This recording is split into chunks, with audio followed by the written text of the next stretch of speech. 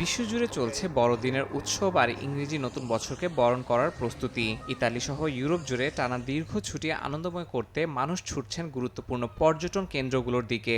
শীতকালীন পর্যটনের অন্যতম আকর্ষণ পাহাড়ের তুষার ভ্রমণ। উত্তর ইতালির আল্পস পর্বতের ডলোমিতির পাহাড় চূড়ায় বরফের মায়াবী সৌন্দর্য পর্যটকদের আকর্ষণ করে। টানা ছুটিতে এবছর দল বেঁধে বাংলাদেশিরাও ছুটছেন তুষারে ঢাকা পাহাড়ের এই সৌন্দর্য উপভোগ করতে।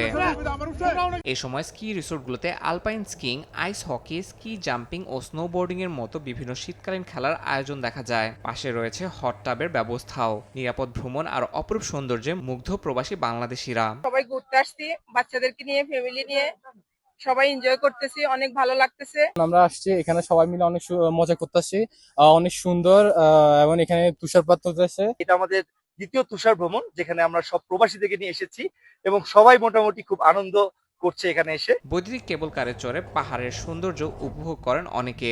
শিশু, নারী ও পুরুষ সবাই মিলে আনন্দে মেতে ওঠেন। দল বেঁধে গলা মিলিয়ে জাতীয় সঙ্গীত গান সবাই। আল্পস পর্বতের চূড়ায় যেন গড়ে ওঠে এক টুকরো বাংলাদেশ। ইতালি গ্রীষ্মের পাশাপাশি শীতকালীন পর্যটন ক্ষেত্রেও অত্যন্ত সমৃদ্ধ। পর্যটন কেন্দ্রগুলোর হোটেল, মোটেল ও রেস্টুরেন্টে কর্মরত রয়েছেন হাজার হাজার বাংলাদেশি প্রবাসী। সৌন্দর্য, ঐতিহ্য ও নিরাপত্তার কারণে ইউনেস্কোর বিশ্ব ঐতিহ্যের তালিকায় স্থান পেয়েছে ইতালির ডলোমিতি পাহাড়। এই পাহাড়ের বরফ ঢাকা ভূমিতেই 2026 সালের 6 থেকে 22 ফেব্রুয়ারি বসবে শীতকালীন বিশ্ব অলিম্পিকের আসর।